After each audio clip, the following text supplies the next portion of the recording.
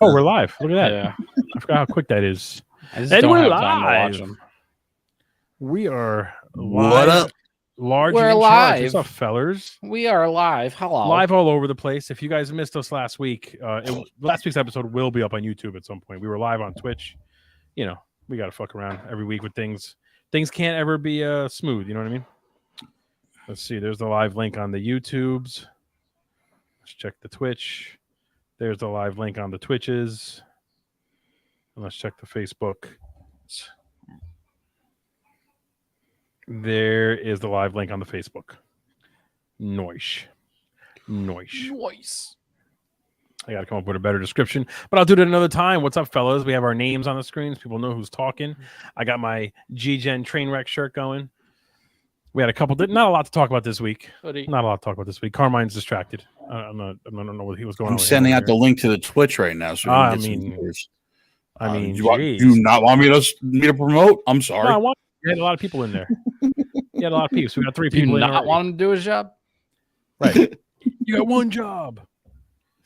So while we're waiting, while Carmine's doing his thing, did you guys see the picture of my computer that I sent? The Beast? No. Yes. I sent it a little earlier today in the Facebook chat. It's an old machine. I built it in 2013. But, I built that thing to last. So hopefully it'll do its job when I'm ready to go. We got a couple of... I'll give it a few more minutes before we start talking about it. Clean the carburetor out. Get the pull start ready on it. You know what I mean? Yeah, I got to, crank it up to power it up. Maybe leave it in the sun for a little bit for some solar power. I'm looking. Where is the picture? I don't see it. You didn't get it? I got it. I'll have to resend again. I mean, I could just share it on screen. Let me just share it on the screen. Do I have a picture here? I don't even know if I have the picture here. Let's see. Let's go to photos. Oh, I see it. Yeah. It's a monster. That was a monster. GPUs in there? Just so that people can see. I'm just going to share it anyway because, look at this guy. Photos. You got a dual GPU. What the hell kind of picture is that? That's not the picture. The fuck, man. Remove the picture. Why didn't it show? Let's fix the kinks while we're at it. You know what I mean? Train wreck is in full effect, boys. Always, man. Here we go. That's more like it. Goes off the track. No, that's not the right screen. Pick it up. Boom. There it is. That bad boy. Nice. It's like the first ever being able to see into a computer. Yeah. Yeah, this is old school shit. My buddy, see how dusty it is on the top? My buddy Sean had me build this back in the day. I mean, listen, I was able to play No Man's Sky, which is, I guess you can consider it a fairly recent game without problems. So it should work for some of the indie games that we want to play. I think you'll be fine. I hope. There's another. You probably just need like a cheap memory upgrade, and you'll be good to go. Yeah, I want to say I put 4 gigs in there of RAM, which you need nowadays that's old. You need at least 16, and they're fairly cheap now. So yeah, just that's not a big deal. When we're done with all this, send me your motherboard model. Yeah, I gotta plug it in and get to all that information because I don't have it written down anywhere, and I ain't opening it up to find out. I'll try to find you cheap upgrades, and you'll be good. Yeah, I mean, I guess the thing I'm trying to avoid is I don't want to spend a ridiculous amount of money. You won't have to. But anyway, any hooser. Back to the show. That was a riveting discussion for our listeners. Well, I mean, we're waiting for people to come in and talk about some of the better things that are out there. Real quick, before we jump into the reviews, because we got a couple things, not a lot to talk about this week, not a ton of announcements. I know the Oscars just happened. Did you guys watch? Or did you guys watched the highlights. A lot of snubs. I refuse to watch the whole show because it's always just nonsense and all this, people getting mad that somebody won just because they think that they're nepo babies and all that stuff. It annoys me. But Everything Everywhere All at Once dominated in the Oscar race, all kinds of awards.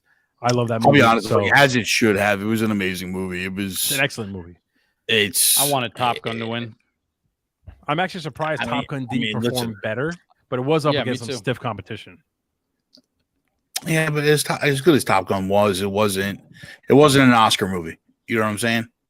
Like, Oscar movies are very specific types of movies that stand out.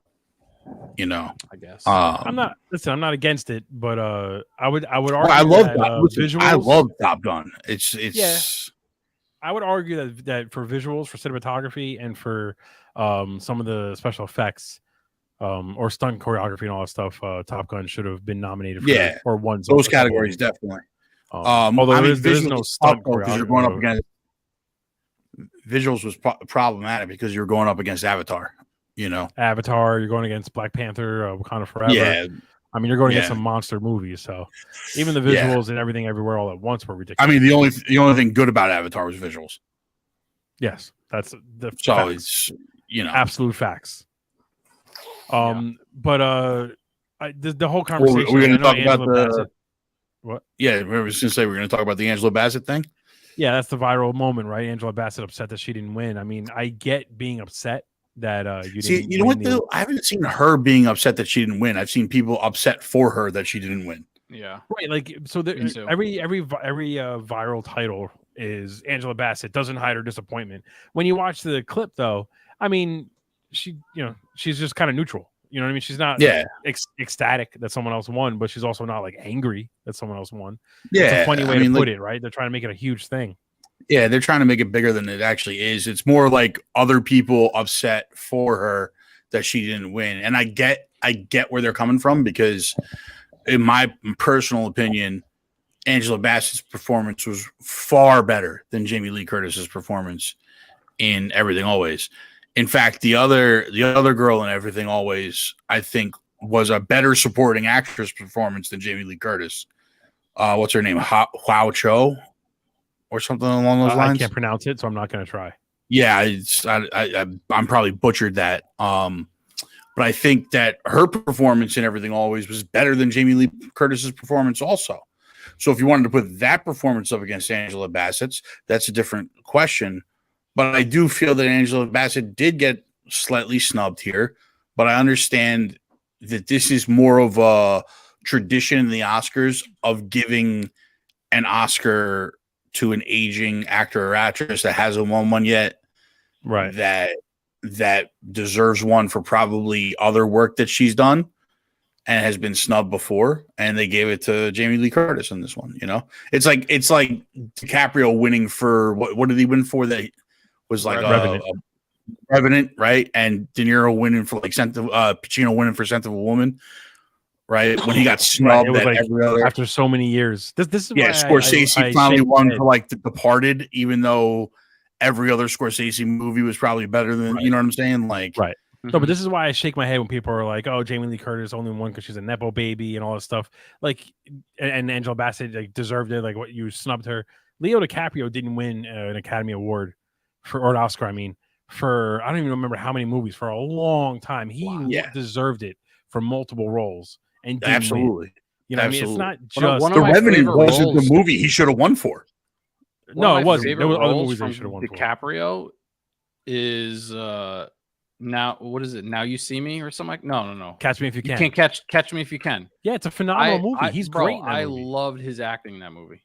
He's great in that movie, and he got snubbed for it over and over again. So I mean, if we're talking about snubs, like we can't just keep this narrative that it's because people of color and all that stuff. I mean, listen, Scorsese got snubbed for years. Pacino got snubbed for years. Right. You know what I'm saying? Like it's happened to plenty of people before. I feel that this was more along the lines of finally, like this is the comeback year. You gave one to Brendan Fraser. You gave one to Short Round. You gave, now you give one to Jamie Lee Curtis too. Right. You know what I'm saying? Right. So they all made comebacks, in their careers and everything like that. And it's for the overall narrative of the Oscars, it's probably the better choice. I don't know how much. Sorry, we're gonna say. Go ahead. No, go ahead. The other big story from the Oscars is again a storyline that's trying to be blown out of proportion. Is The Rock? Did you guys hear him during the interview that he gave? No, I don't. Basically, he I think it was on the red carpet before the Oscars started. A reporter asked him how he felt about Henry Cavill.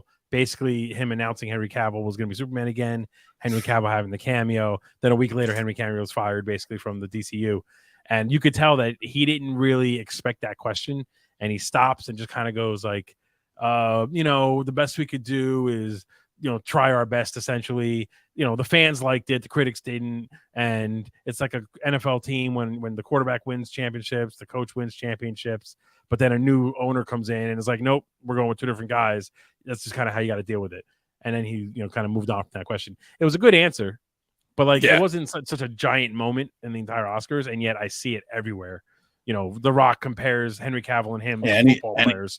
I'm like, anytime I see The Rock compares or The Rock says, I'm over it. I don't even. The listen. Rock I don't even read says, yeah. I don't even listen to the article or read the article or anything. It says a lot though when those are two big stories. Bro, it's really crazy in, like, I guess the public eye how far The Rock has fallen. And so quickly, like, you know what I mean? He's still obviously still a mega star as far as, you know, movies go, whatever, but like the perception of him and like just the way people feel about him, he's really went down quite a few levels. Oh yeah. Yeah, I mean, like so quickly. Yeah, I mean, listen, he's had a few setbacks in that area recently. And I think it's just more along the lines of like you can only try and please everybody for so long until eventually you can't please anybody anymore. You know what I mean? And that's what he did for so long. Like after he got out of wrestling, he went on this like full change of his persona and tried to just constantly please everybody, trying to always say the right thing and trying to like play into that like woke politics. Yeah, always be the happy guy, like always playing into that like woke politics almost a little bit too much to the point where like eventually that snake just eats itself, right? Right. And that's where he's at now. Do you guys think that with the Angela Bassett thing that the MCU theory is in full effect with the Oscars? What theory? What is that? That they snubbed her because it's an MCU movie? I believe. I mean, so. it's possible. I believe it's so. Thanks, very Fred, possible because I was because trying to figure out how to do it. Yeah, I got it. It's very possible because the MCU doesn't win anything other than like and the people who are voting don't like comic books or something. It's like but I mean, I just don't get it. Like now the people that are voting don't like comic book movies. I'm sorry. Go ahead. No, make a superhero category. Just make a superhero category. Right. Make appease everybody. Fans right now, the Oscars, the viewers for the Oscars goes down every year. I mean, people are just not watching it. The show is boring. I mean, this year is probably better than last year and last year I had the Will Smith slap. So like that was what was memorable. This year you did have a lot of surprise winners with Everything Everywhere All at Once, like dominating. But like if you make a superhero category, you're going to bring an entire crowd of people who want, or not even one superhero category, honestly, make an entire separate set of categories for just superhero movies. Then you're going to have a whole bunch of fans that don't probably watch the Oscars finally coming to watch the Oscars, and they deserve it. I don't care what anyone says. I mean, the performances in the comic book movies, the visuals, like there's a lot that goes into it, and to try and you know act what like they they're should not do movies is nuts. You know what they should do, and I feel like they would. It would be a gold mine, and maybe we should somehow do this, but it would take millions of dollars. Make a superhero award show. You know how like I would love that, dude. Jeff Keighley, there was no game award show. There was no game awards, right? You would see, this game won Game of the Year because it was voted on in Game Informer or whatever it was, right? IGN declared this Game of the Year or some random source, right? But if you take somebody who's just diehard comic movies, whatever, and has the capital to do it, you can create essentially your own award show and then break down those into subcategories of random things like, you know, fighting style, costume, whatever, most comic accurate costume or most comic accurate. Like you could do so many things. That's how the Razzies were started too. 100%, include the TV shows. So it's not just about movies; it's about everything. Because there's HBO Max, there's Netflix, they're everywhere. So why not? Now's the time, right? Now's the time. I think that people would definitely be interested in that, and I guarantee you they'd be more interested in that and some of the other award shows we get. Yeah. I mean, like, listen, the Oscars are always for very, very specific movies. Like they're Whale, for movies like The Whale. Yeah, you know Everything Always, in Bruges, whatever that Colin Farrell movie was, like those really artsy, like art house type movies. The superhero genre doesn't really fit into that. It's true. It's not. You're not Yeah, wrong. it should though, because a movie's a movie at the end of the day. I agree. I 100% agree. I agree with that, but there's a difference between something like Whiplash and something like like Ant-Man Quantumania. Like it's a different thing altogether. It's a different thing, but an actor is performing the same no matter what role it is. They're just delivering a performance, and if they do a bang up job and it's better than the other nominees, just because it's a Marvel movie or a DC movie. Well, all right, so going with that, do you think that now let me ask you a question here. Do you think that any comic book movie last year, any actor in any comic book movie was a better performance than Brendan Fraser in The Whale? Because I'll guarantee you it was. As a lead actor, no. Yeah, I mean Angela Bassett definitely dominated, but she wasn't the lead actress, so I guess right. Yeah, I mean, there's an argument for Angela Bassett. There's an argument for Angela Bassett, right? But any lead was actor, great though in Wakanda Forever. I mean, agreed. That would go on the best actress. Brendan Fraser. Who won Best Actress? Best Actress went to was it Michelle Yeoh? Michelle Yeoh. Yeah, Michelle Yeoh. It did. Yeah. It went to Michelle Yeoh. So was her performance better than Michelle Yeoh's performance? No, Michelle Yeoh was just phenomenal. Yeah, but you know what? This is what I'm talking about. Should have been nominated though. She should have been nominated. Then you can broach the conversation and actually vote on it. I'll agree with you. She should have been nominated, but at the end of the day, her performance just wasn't better than Michelle Yeoh's performance, right? Yeah. Like, I mean, listen, I'm not arguing with you. I agree, but I agree with Fred. Maybe expand the nominees so there's more room per category. I think there should be a space for them. I absolutely think there should be a space for them, but I kind of want the movies themselves to start stepping up their game to be on par with the Oscar movies, right? Like we've seen it a couple of times. People are ready for that. I mean, Eternals tried, although it wasn't the greatest movie. But it's happened though. Joker was nominated for Best Picture. Heath Ledger was nominated for Best Actor. Apparently, it's just Joker. Dark Knight and the Joker movie. Apparently, it's just the Joker. But there are standouts. Yeah, there are standouts in this genre that have been able to step up. So I think I would argue that Endgame definitely should have been.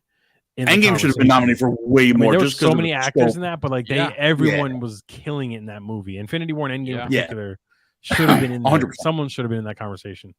You know, between that should have been up for Best Jeremy Picture Renner. at the very least. Yeah. At the very least, should have been up for Best Picture. It's hard to nail down like a lead actor in Endgame, right? Because it's between Cap and Tony, right? Like it's between Robert Downey Jr. and Chris Evans. So it's hard to like nail down even which one's the lead actor. Point, but he wasn't in it as long. Yeah, but I mean, at the end of the day, like that should have been nominated for Best Picture. Yeah. But speaking of Best Picture, let's go on to another movie that came out. There's not much else before we jump off onto that, did anybody see Chris Rock's new comedy special? Yes, sir. I'm going. Yes, sir. The last 8 minutes of that. I mean, Fred, if you're going to do a reaction, just do it the last 8 minutes of it. But you haven't seen. It's all the Will Smith stuff, right? Yeah. Have you seen Fred? What he said? Have you heard it or no? No, I got to do the reaction for it. Oh man. Well, all right, mute yourself. You could talk. I'll just go like this. Yeah. Dude, I was so happy. I was happy. Good for him. And anyone who says that, it's been a year, why is he talking about it, whatever, screw you. He was slapped in the face by a grown-ass man while he was working. He deserved to talk about it. And I'm glad he did. Absolutely. And I'm glad he waited as long as he did to really prepare the material. I thought it was good stuff. He's been working on that. He's been working on that all year.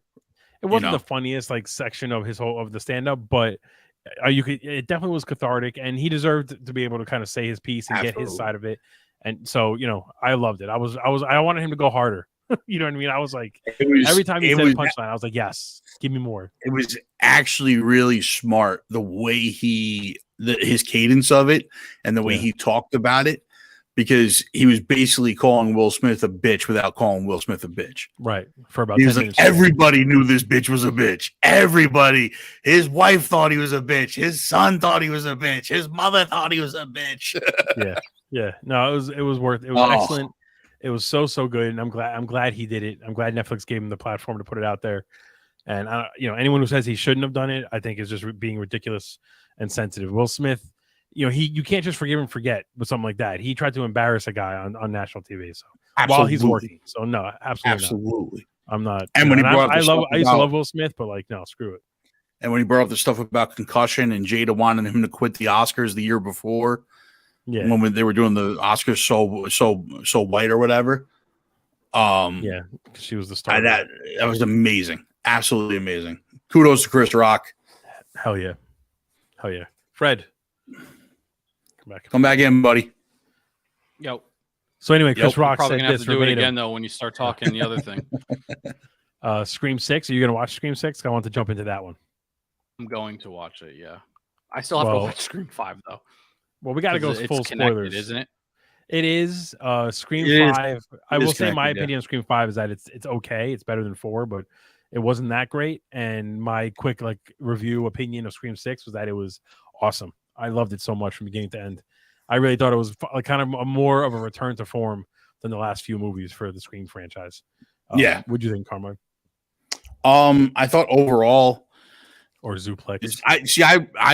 I actually really liked Scream 5 because I thought it was something a little bit different. I didn't hate it. It just wasn't, Yeah, no, I hear you. It was like a little too cheesy, I felt like. And this one I thought leaned into the cheese, which made it way more entertaining. It definitely leaned into the cheese. Oh, yeah. And bringing back certain characters and doing the whole New York City was a good backdrop. And they used it really well. And they used it really, really well. I was very impressed with how they used New York City. That's the one thing I'm super excited about this film is seeing Ghostface in New York City, because it's like Christmas for him, I would imagine. The way they do it. So this one in particular, I think finds the balance that 5 was going for in the camp and the intensity. There were moments of legit, no jokes, no anything. I was staring at the screen, not exactly sure how I was going to play out. You've seen the subway scene, at least part of it on the trailers, in the trailers. Like, that scene is no joke. I was kind of like, damn, what the hell's going to happen right now? Yeah. There's the bodega scene is even more intense that you see in the trailers. It's even more intense in the movie. And then I won't spoil some other scenes since Fred, you haven't seen it yet, but it was like, there were a lot of good moments where I was on the edge of my seat. And then there was also again, without I guess spoiling it too much, you want me earmuff? Yeah, because I want to talk about something specific. Carmine. So the reveal of the killers at the end. So when they first are being chased, and there's multiple killers at this point, my favorite scene probably in all of Scream is in this movie, and it's when the two Ghostface killers stab the shit out of Chad. Yeah, and then turn around in unison and wipe the glove and just standing there. I mean, wipe the knife. Such a badass, probably the most badass scene that Ghostface has done. It was phenomenal. I was like, damn. It was really cool. Good. And the reveal. What's his name? Dermot Mulroney or whatever. Mulroney, the cop. Or is it Dylan McDermott?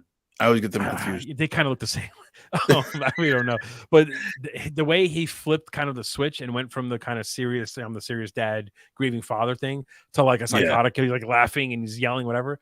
I was like, this is amazing. This is so entertaining. And I'll be honest, midway through, I kind of started getting the feeling that Hayden Panettiere's character was the Ghostface. That would have been a very interesting twist and done well. Especially because of the way they set up the whole previous Ghostface and victims becoming killers and this, right. And it would really lead into the whole Samantha becoming liking killing and all this other stuff. And then when they pulled the rug on us twice in a double turnaround, I was like, I didn't see that one coming. So what's funny is I thought she could have been one of the Ghostfaces, but I literally, the scene when the roommate, the horny roommate, sex positive roommate, gets killed behind the door and then gets kind of thrown at them. I turned to the guys I was with and I was like, she's definitely one of the killers. And that means her dad's the killer. And he did. And I go, don't tell me, but I'm pretty sure that's what it is. No idea that the other guy was going to be involved too. So, I kind of called it. But so when the reveal happened, though, that scene kind of upset me a little bit because it made absolutely no sense. Because there was no reason to do the whole like she's on the phone with Ghostface standing above her because there's no one else in the room to see it. They didn't know if the neighbor could have seen it. So in reality, like there was no reason for that scene to even exist in the movie. Again, this is a slasher flick. Yeah, so, and when you really think about it, though, I was like, what the hell is that? When you really think about it, though, there's really a lot of times where like Ghostface is doing his thing and you're kind of like, who are you doing this for? You're not, no one can see what you're doing. Did your light die? Yeah, exactly. Did you unplug? No, there we go. No, I just kind of unplugged. That's why I got the shirt on. But you're right. Like there is always like every Scream movie, there's a bunch of scenes where you're like, who are you trying to scare here? Nobody's really paying attention. But it's part of the charm of the movies, I think. I will tell you, one of my problems that I have with the Scream franchise in general is that, and this movie kind of did it for me, is that like these victims, like the Sydneys and the Gales and Samantha now, they never learn. They never learn. Oh, thank you. Yeah. So like my thing is this. After Scream 1, completely understand he's killing unknowing victims. No one knows what's going on. It's the first time. You kind of go with that with Scream 5 too. Same thing, right? Like unknowing, didn't think it was going to happen to them. She had no idea she was Billy Loomis's daughter, this, that, and the other thing. Same thing, no idea. At this point, she should be at least a purple belt in jiu-jitsu, have taken Krav Maga, and have 2 guns on her at all fucking times. So it's funny you say that, because I said to the people I was with that my one problem in Scream 5, at least Dewey seemed to be like actively like aware of how things were going to go, and then he just kind of got distracted. But in this movie, Gail in particular, since she's come back now, she's been in every single Scream movie, right? Gail should be a Navy SEAL by now. The first time you got attacked, maybe you're traumatized and whatever, fine, I get it. The second time at the college you're involved. At this point, you're like, maybe I should learn some self-defense. And it's cool to see her do things like she basically leads him to the room where her gun is. I like the fact that she kind of finally, after all, the only person ever who thought, hold on one second, and then just called the number back and was just like, oh, you're over there. And she shot immediately. Like those moments are cool. But what I want to see, if it's not Gail, it should be someone else. But I want to see somebody be like, oh my God, the Ghostface is coming, but not move. And then when they go to stab him, they basically flip him over, put him in like a chokehold, and they're just like, yeah, I got you, bitch. Like, I was ready for you, Like, I agree with you. Like, I'm waiting to see that, because I know if I was attacked 3 times, like, a perfect example is in Scream 5, not to go back to that one too much, but Nev Campbell's character makes a comment. Dewey's like, I hope you have a gun. And she goes, I'm Sidney Prescott. Of course I have a gun. But like, okay, but how do you not know how to fight? How do you not know how to like defend yourself? Because when you get to the house and the young girl who's the killer is manhandling you, and I'm like, are you kidding me? You should be dominating this girl. So like, even if you got stabbed, it's like it's happened before. You should understand what's going on. Exactly. I made a joke with my friends that like, it would be funny to see like Ghostface literally kind of like on the phone in the beginning, someone's in the house alone and he's like, oh, look outside, the boyfriend's gutted, and the person on the phone goes, yo, you fucked up, and just unlocks the door and it's like, come on in, and just hangs up the phone and it's just like, let's go, we're going toe to toe, let's do this. Like, I would love to see that and just see him get his ass beat in the beginning of the movie. And that's part of the problem that I have with like whenever they pick the Ghostface killer too, is that they keep picking these like children. Yeah. Like they're tiny, they're skinny. Like there's no way they're tiny. They're skinny. Like that kid was not throwing Gail's boyfriend through a wall. Right. Because it didn't look like he just kind of like tripped and fell. Even if he stabbed him to death first. Yeah, even if he stabbed him to death first, that's dead body weight. That dude weighs at least 250. It's arguably it's worse that he stabs him to death first. At least if the guy's on his feet, you can use his momentum. And he has some momentum. Going. Yeah. No, I agree with that for sure. And every movie does it though, right? There hasn't been one movie except for maybe Scream 2, I would say, and the first one, where the people who ended up being Ghostface like look like they could actually fucking manhandle somebody, like Timothy Olyphant. Yeah, exactly. Scream 2, you know, he might be able to lift you against a wall and fucking dominate you a little bit. Well, the first one too is like it's kids versus kids, right? So it's like, yeah, it makes a little sense. You know, this one was like kids versus grown ass adults, and it's just like the boyfriend from across the hall, like he's even wrestling with and he's Ghostface at one point. He's a big dude. He's a big dude, you know. It's my man Pug. Pug's a big dude, man. He just gets his ass whooped by like a 16-year-old. Yeah, as far as we know, right? It's the sex positive. Could have been a girl. Him through a wall. We don't even know if it was the girl or not. Like, and like the bodega scene, you brought that up too. Like that one really, like when they revealed the killers, I was like, hold on a second. I was like, that second dude, when he grabs Ghostface, I don't care if the guy's got a knife or not, he could have thrown him across the room. Right. That second dude was a big dude, a big old New Yorker. We know how they play.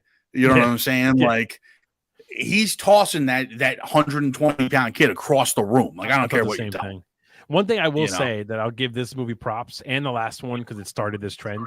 One thing I hate in movies in general is when someone gets stabbed. It'll be like one stab wound, like they'll just get stabbed once in the stomach or in the chest or whatever, dead. They die immediately.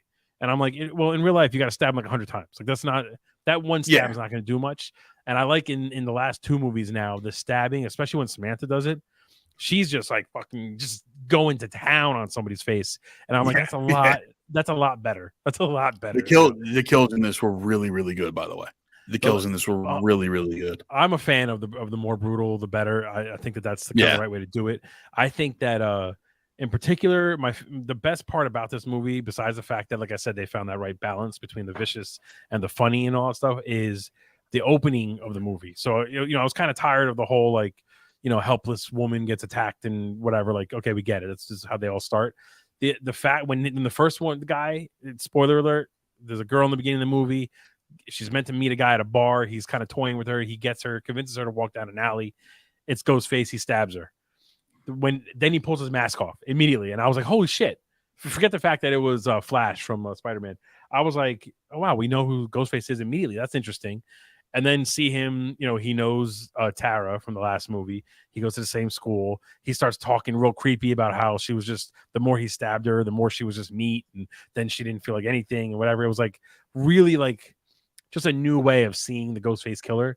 But then to see him being tortured or being fucked with by the actual Ghostface of the movie was amazing. Yeah. It's just a really good way to start the movie. And just it was be like, look, great way to start the movie. Shit. I thought it was so smart. So smart. Such a great way to start the movie. I mean, listen, I really liked it. Like I said before, New York was the great backdrop for this movie. Hell yes.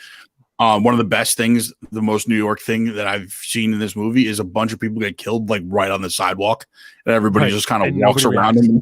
No matter how much they're screaming, nobody looks up. Everyone's just like, nope. It's like the great Andrew Schultz always said is like, New York's the only city you have to tell if you see something, say something. Yeah. One of the best jokes. In the bodega scene is another good example of it. Like, nobody cared that she was being chased by Ghostface. She just cut the line. There's a line here. That was the problem. Then Ghostface walks in, and then immediately the guy's like, "Wait, you got a problem with this?" And then he gets killed. That was that was good. I do think they do have to make the police look a little more competent in these movies, but at least in this one, my thing too is involved, that was the one thing about it being in New York that kind of bothered me a little bit, was that there was all these killings going on in the middle of New York City. Right. And there's one cop assigned to it. And like in New York City, that's not flying. Like the mayor is like, yo, get everybody on this. Right. We are not dealing with giveaways again. When you're paying attention, that's kind of one of the early giveaways that the cop is clearly involved, But, yeah. But even still, like, Now, it sounds like I think we're shitting on the movie. We're not. It was a phenomenal. No, we're not. Phenomenal movie. I think it was better than 5, and I'm very excited for 7 because this one was just that entertaining. But I'll tell you right now, if 7 comes around and Sam's not like a legit Muay Thai fighter at this point, right. I'm just gonna be really upset with her. Like, dude, it's one thing to see that they're prepared to fight. Right. Yeah. And like multiple times in this movie, they act like, we've been through this before. Last guy who tried this got killed. So, but it's like, you can't do it though. Like, you got lucky. You know what I mean? Like, at the end when they were surrounded and they both grab bricks and they're ready to fight, like, it's cool to see that. But I'd rather be like, show us that you've been practicing. Like, it would have been cool if at the end of the movie, they both grab a brick, they're back to back, and they're just kind of like, all right, like, if this is happening, this is happening. And then they get jumped, but they start, all of a sudden, they're like, yeah, we've been practicing, bitch. And they start fucking them up. Yeah. Like, I want to see that. You know what I mean? I want the movie to end with, like, the hero just dominating Ghostface and kind of being like, what do you think? I was just going to, like, stay the same? Like, you attacked me once. I'm ready for this. Exactly. I was joking that it'd be funny to see, like, who would call Ghostface and fuck with him. And in my mind, like, John Wick. Like, I want to see John Wick pick up the phone and Ghostface on the other side be like, hello.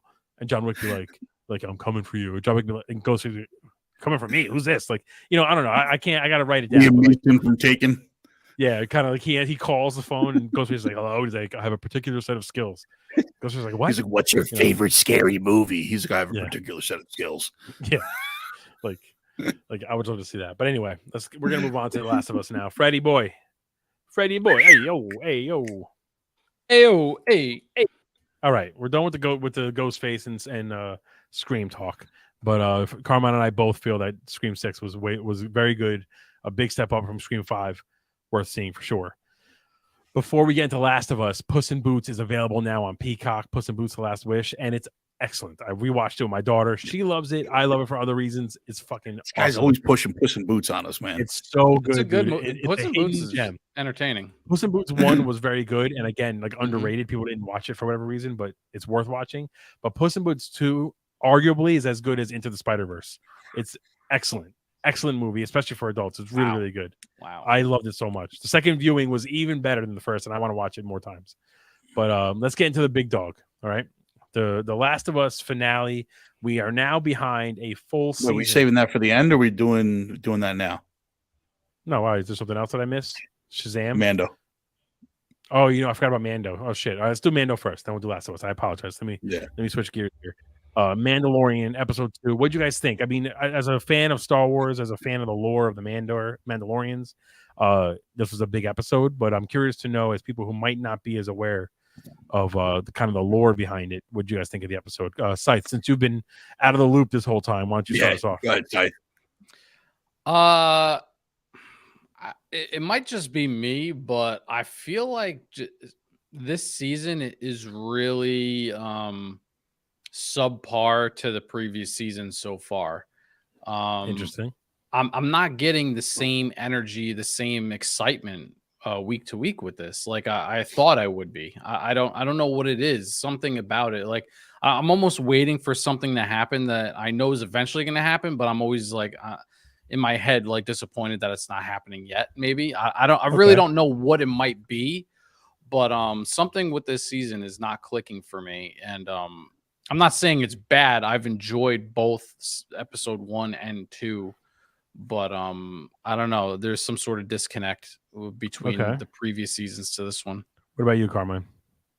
I feel the exact opposite of Fred. I'm excited every week now. Yeah, I'm super. That last episode. The first episode was set up for the season, right? Like, and we've kind of gotten that in every other season. I think we all pretty much agreed on that one.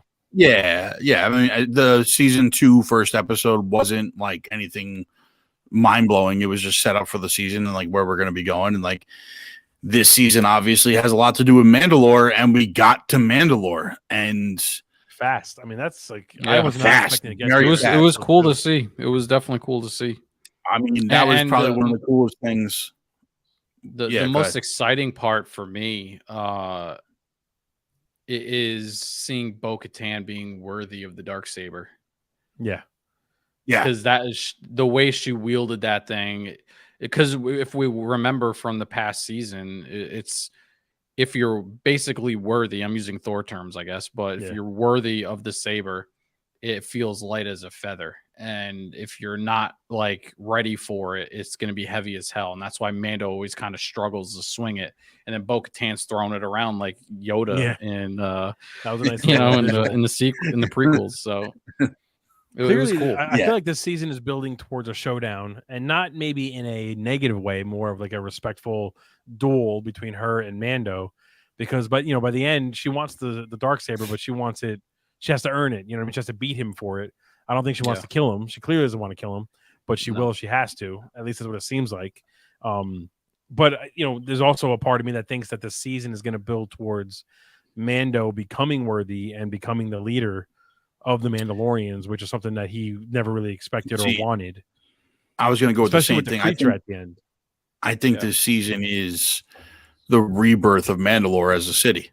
That's what it seems like. And don't forget, a while back, Kathleen Kennedy, I think it was, and had said that the plan for the shows, especially with Boba Fett, Mando, Ahsoka, the Rebels, the Rogue Squadron show, are all basically they're all going to intersect at some point and have almost like a big like team up Avengers style season or movie or whatever it is for Disney Plus.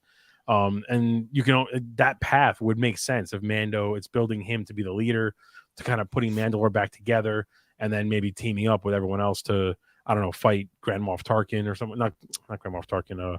What the hell's his name? The blue guy with the red eyes. No, well, maybe Moff Gideon, but Thrawn. That's what it is. Thrawn. Because Ahsoka's show is going to be about finding Thrawn and Ezra. We're assuming kind of bringing all those worlds together. So I think they basically said that's what she's doing. We still don't know what Skeleton's Key is going to be about, and the Acolyte show, right? We get that show also, the Acolyte show, whatever it is. Yeah, it's another one that I think is going to tie in. We don't know how, but it's going to tie in. I mean, the whole scene at the end, man, got me so amped as a Star Wars fan, as someone who's read tons of books and in particular really likes the whole Mandalorian lore. Seeing the Mythosaur or Mythosaur, however you pronounce it, at the end there, kind of open its eye and be like, who's disturbing me here? I was like, that is just amazing, dude. And like you said, Zuplex, episode 2, we got to Mandalore, and we didn't just kind of fly over it. I mean, we got to literally land there and explore it, and the Mythosaur, and like, damn, man, as a Star Wars fan, I was like, I can't. I get chills. That's also kind of what makes me feel like they're going to try and rebuild Mandalore and take Mandalore back, is that now Mando has seen what happened to Mandalore, right? First, he's seen the truth, and maybe it's opened his eyes a little bit. Yeah, and so now he found out that it's breathable air, so people can exist. Yeah. I think a big thing too is that him seeing Bo-Katan be so like angry at the fact that that his little sect of Mandalorians kind of abandoned their people and all that stuff.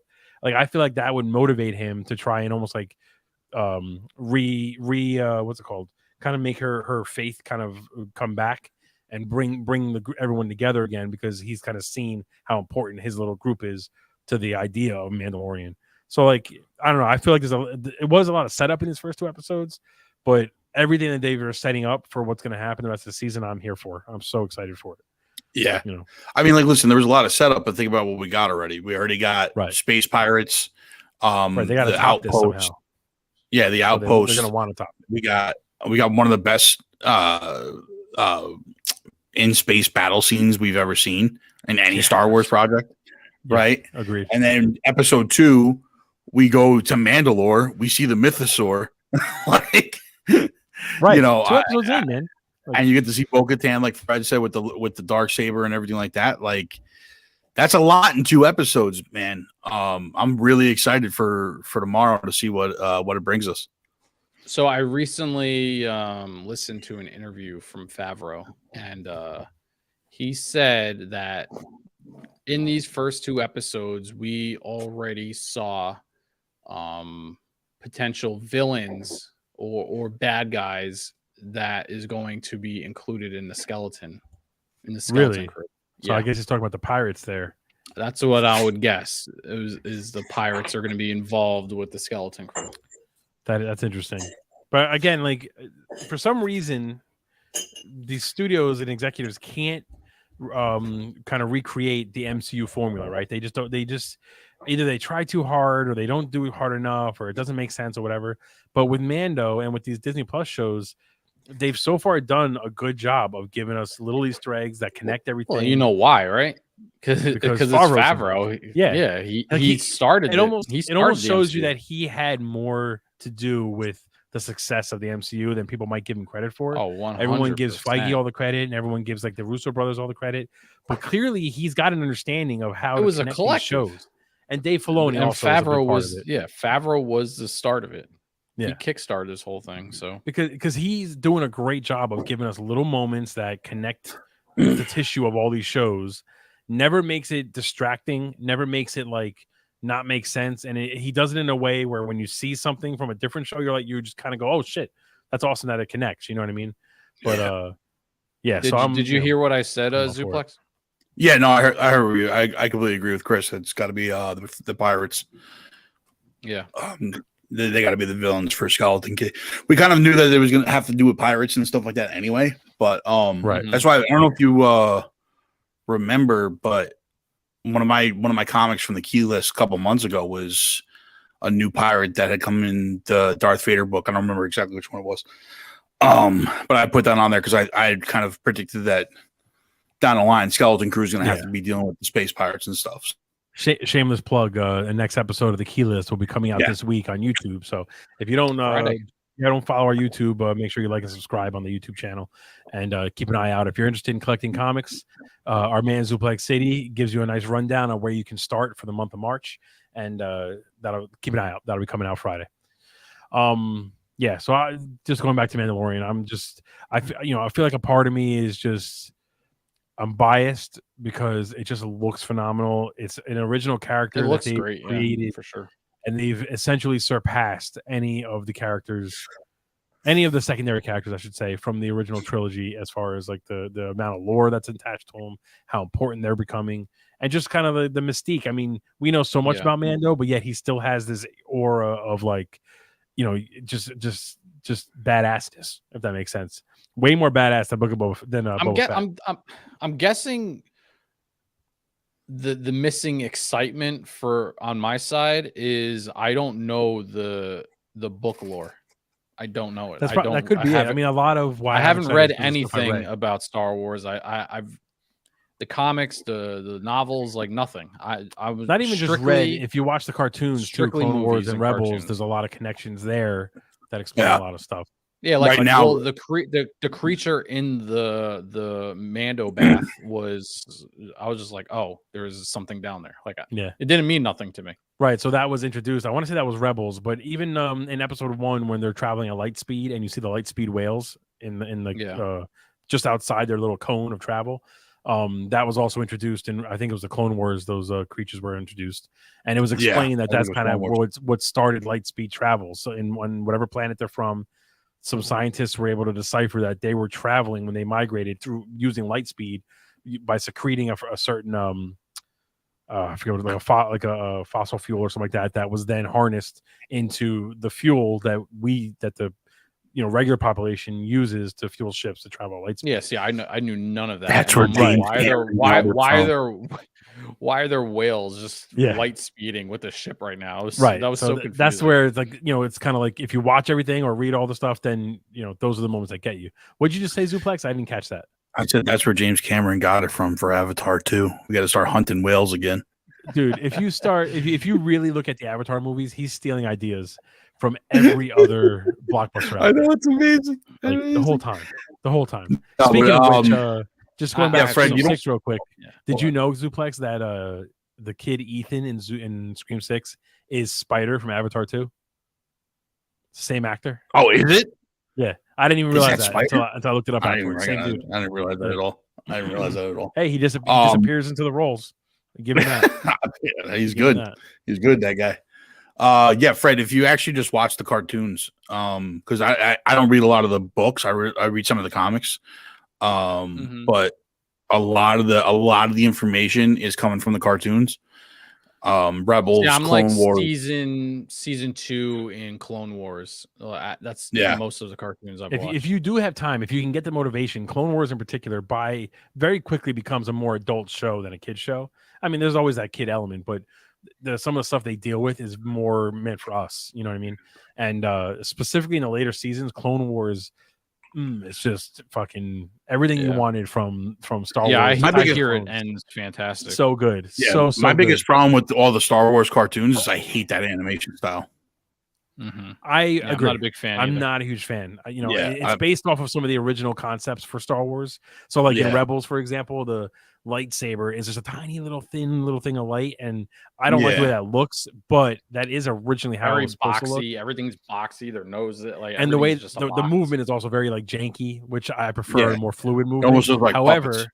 Having said that, though, again, with the ending of Clone Wars, specifically the last scenes of Clone Wars, the last fight scene or one of the last fight scenes is Darth Maul versus Ahsoka, and it's literally Ray Park doing the mocap against the actress who plays Ahsoka, and you can just see the quality of the fight scene animated on Way that better. one, where Ray Park is doing the moves versus everything else is unbelievable. It's so good, and it just really kind of proves your point. What I don't understand the is animation like, is not that great.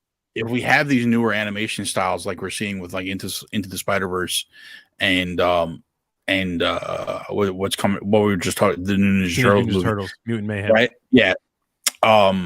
With these new animation styles that are coming out, right? They've never updated with any of the new cartoons from Star Wars, the animation style. Right. They've kept it from when Clone Wars first came out, which was what, mid-2000s. Yeah, right. Bad Batch is the same thing. Yeah, Bad Batch, but Bad Batch is a more recent. Yeah, Bad Batch is a more recent cartoon than all of those. I will say that though, the Bad Batch doesn't bother me as much. Like the Bad Batch animation, to me, because it's not Jedi and lightsabers and force powers and all that stuff, when they're using guns and like that, it doesn't bother me as much. But when it's like hand-to-hand fighting, it definitely I prefer. Even when they're using guns, when they like pop up and they're like, haha, bang, bang. Now, like it's that weird. I know the animation in Rebels wasn't is different, but does it work better with the issues that you have? I think so. Or both of you have? I think so. For me, it fits the style of Rebels better. No, but I think it's just like an updated version of the old one. Like, yeah, but they do slow it down, and everything feels like there's a lot more weight behind it. The swings, especially when Vader gets involved. Spoiler alert, Fred, if you didn't know that, by this season 2, Vader is pretty heavily involved in Rebels. Same thing with Thrawn. Yeah. Really one of the arguments, not to go on a tangent here, but one of the arguments about Vader before this new renaissance of like badass Vader was that we never saw him be like scary. We never really understood why people were so scared of him. In Rebels, I think it's the end of or beginning of season 2. There's a 2-parter where Vader basically appears, and he's kind of just being Vader, just fucking shit up. And Ezra and Kanan, who's his Jedi master, they basically are trying to like survive because you're not gonna beat Vader. And there's the first time you see Vader, literally like he knocks Ezra down. Ezra goes to grab his lightsaber. Vader force grabs it and then spins it around and just slowly is just basically going to make him cut his head off. And Kanan has to distract them by knocking down an entire building, basically. But it's one of the first times where I was like, yo, this is the Vader I always wanted. Like, and then you see him again later on, and it's just amazingly badass. You know what I mean? Like, Rebels was such a great. I mean, listen, they're all good, but Rebels for me is just some of the best Star Wars you can see on TV. It's so phenomenal. Yeah. So Rebels is really good. Praise it too much. So good. And Rebels goes heavy into the lore of Mandalorians, of the history of them, of the Force, and without using midichlorians and trying to make it scientific, of kind of like the lore and the deep history of the Force and how it works exactly. There's a lot of Rebels that explains why there's a Force diode in The Rise of Skywalker, which is like, if you don't know that, The Rise of Skywalker is even worse. So there's a lot to like about the Star Wars animation for sure. And if you're a Star Wars fan, you should be watching it. It's just that good. But anyway, I digress because I can go on and on about this kind of stuff. Let's talk about The Last of Us finale. I wish I had the theme song like tuned up right now. I could have just hit it to play the theme song. So we have a full season behind us now. The Last of Us, greatest adaptation ever made. 10 out of 10. 100%. But let's go, Scythe, since Zuplex and I went on a bunch of tangents. Let's go with you first, man. What do you think of this finale? I loved it and I hated it, and I didn't hate it because of acting or anything like that. I just wish it was much longer. 45 minutes. 45 minutes was Facts. not enough time.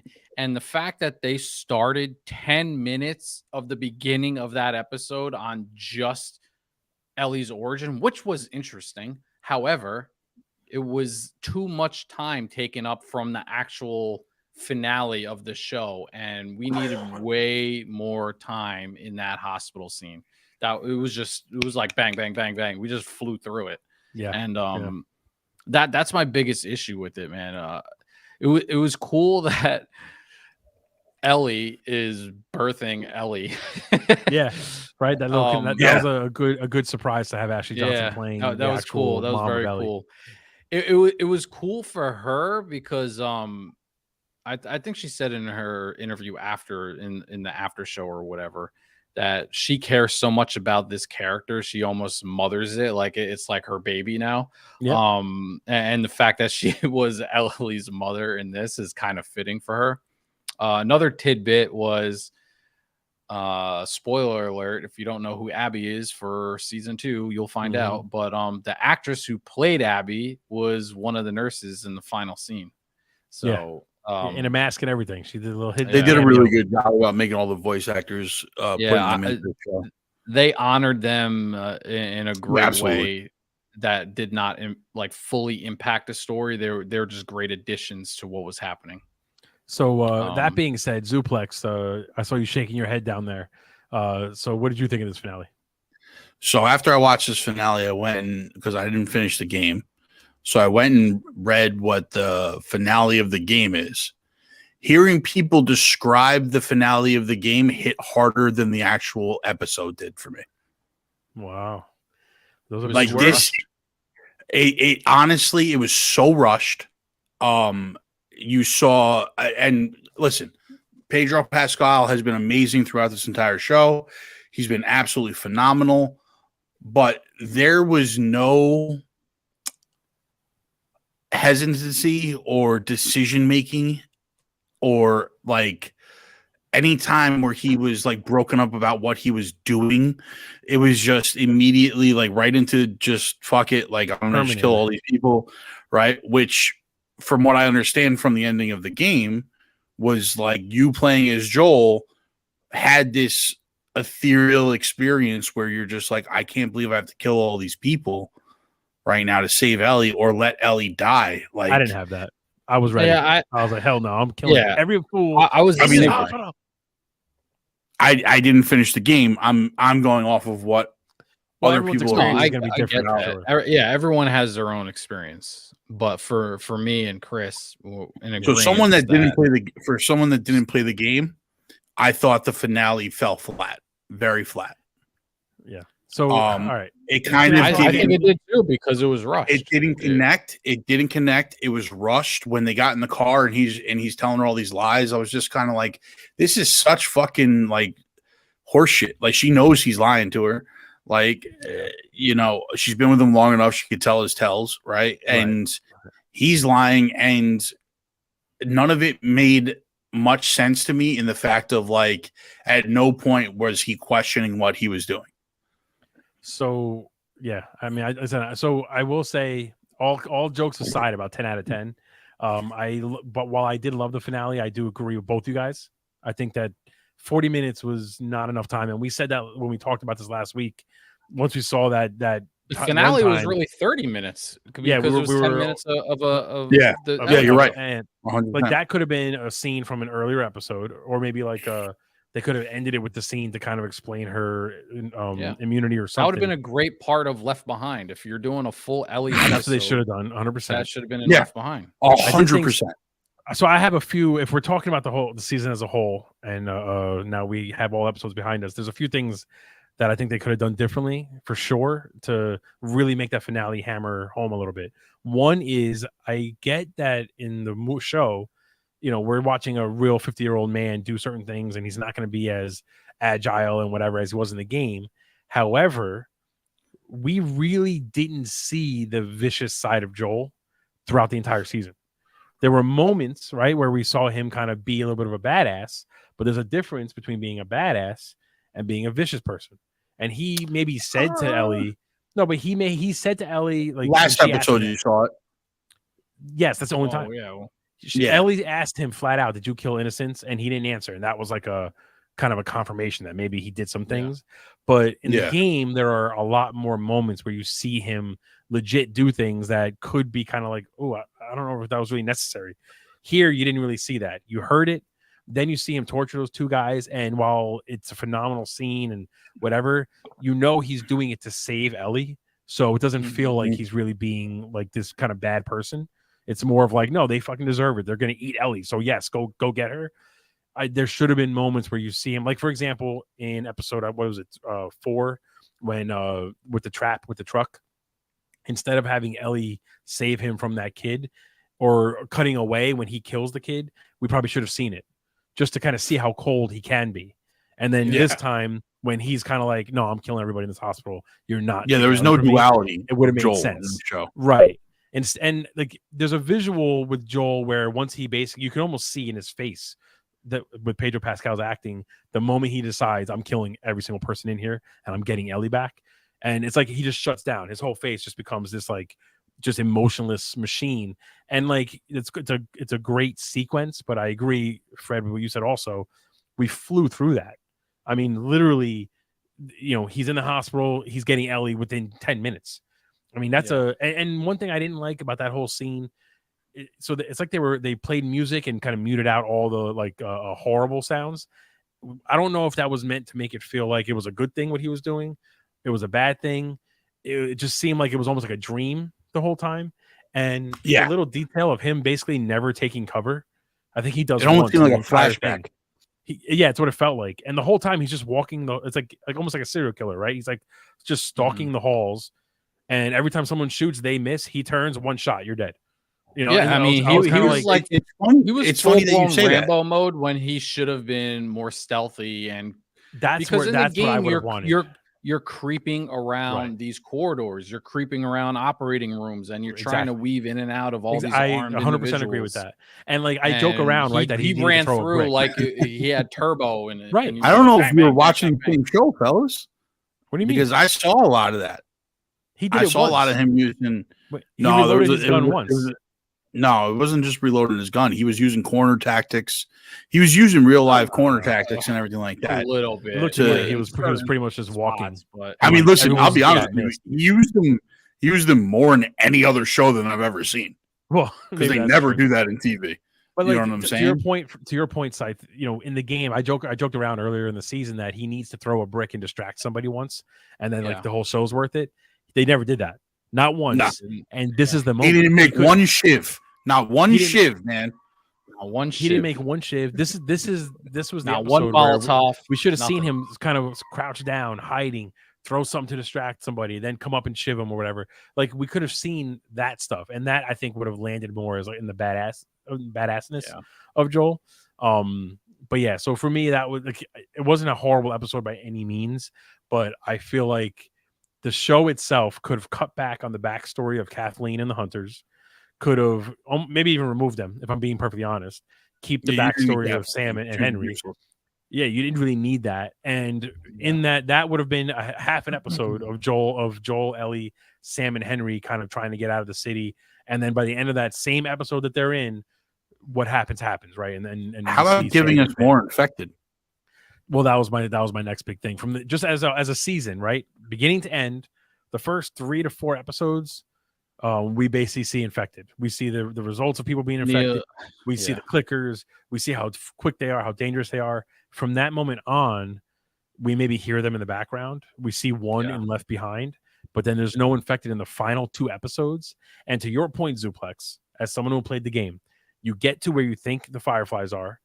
Infected attack. As you're trying to survive this attack, you have to go through a tunnel that's flooded. Shit happens. A bus gets dislodged. You're trying to save Ellie. It's kind of hectic. You get knocked out. You wake up in the Firefly Hospital. They saved you from the infected. Then Joel decides, I'm going to murder every single person who just saved me to go get Ellie. That's a much more kind of dramatic and intense switch.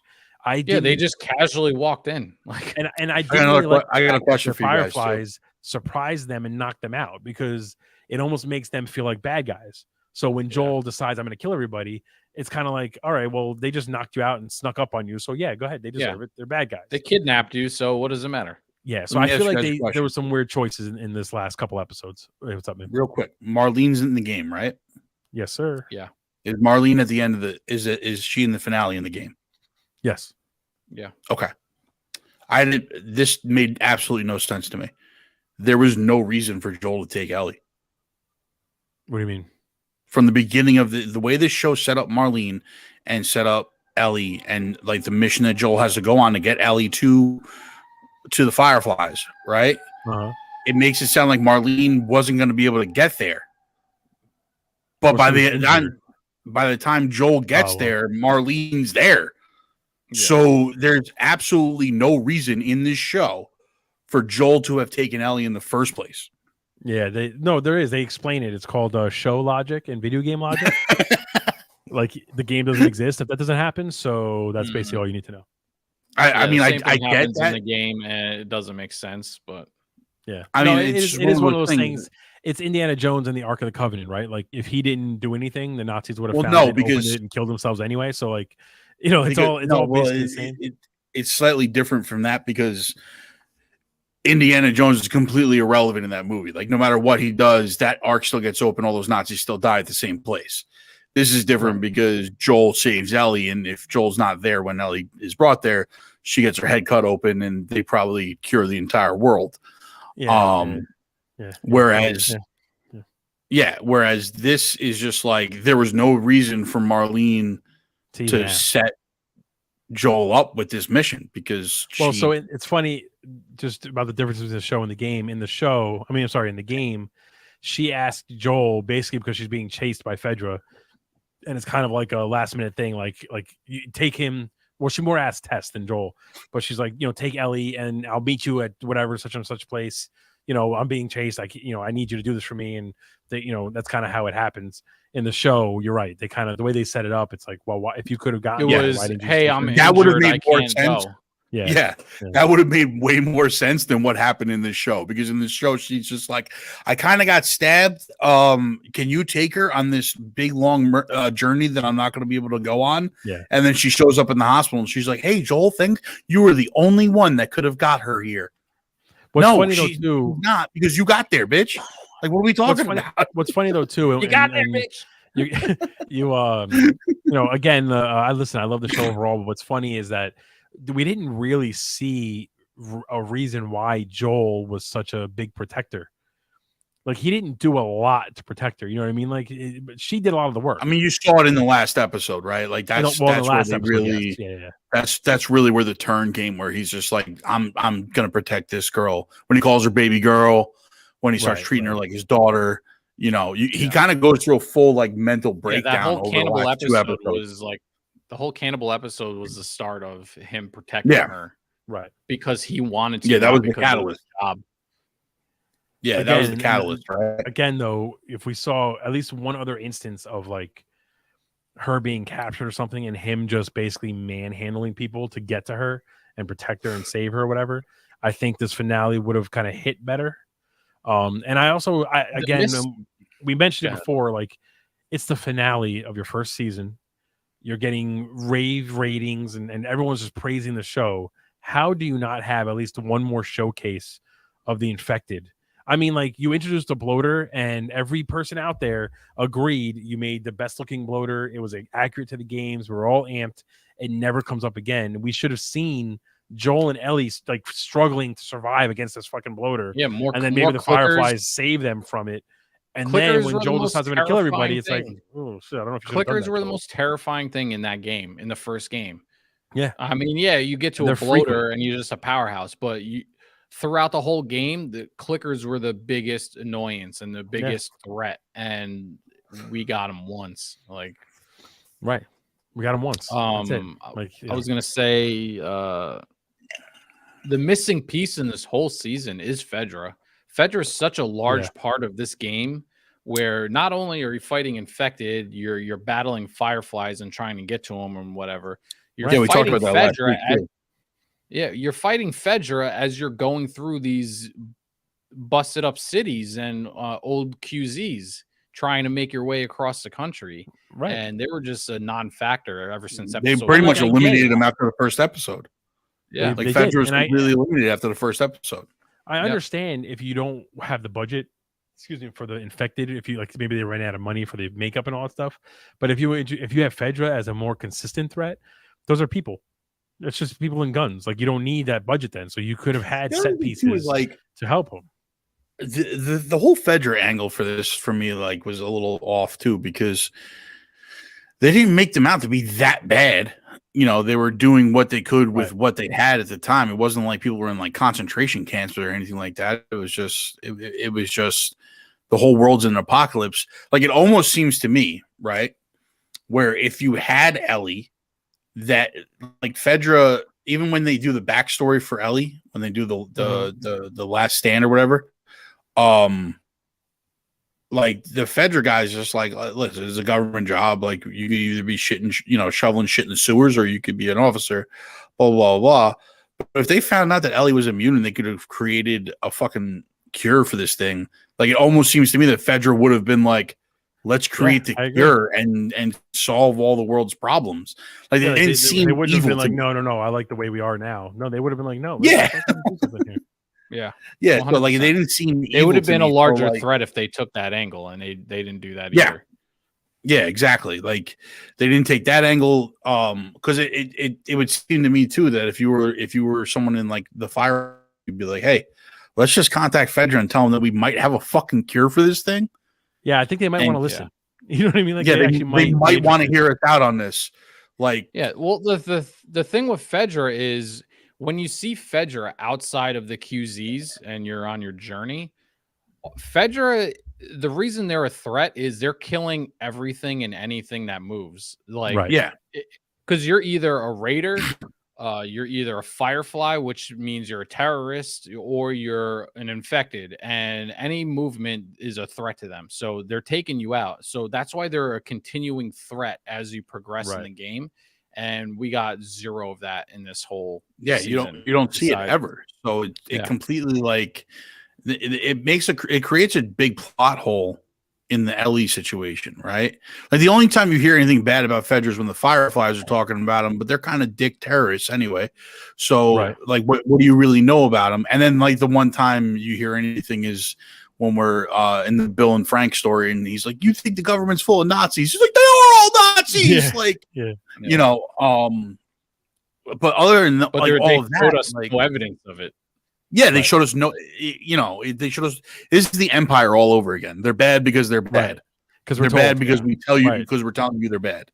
Right. The whole show don't tell us, Yeah, they just showed us no.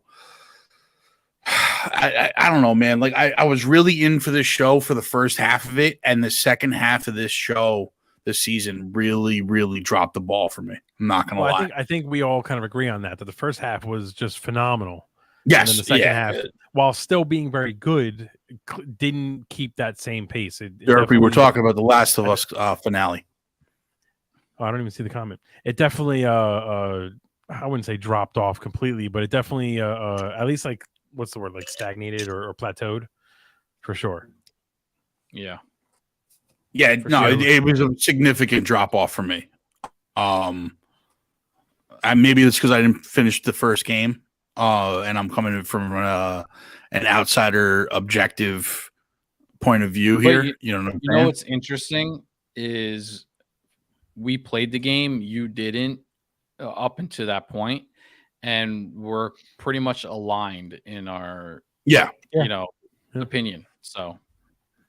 Yeah, well, I mean, Chris is saying it plateaued because he's got to keep that standard 10 out of 10 bullshit that he's been spouting every week. I'm saying there was a significant drop off for me. So ain't no shame we're not completely aligned here.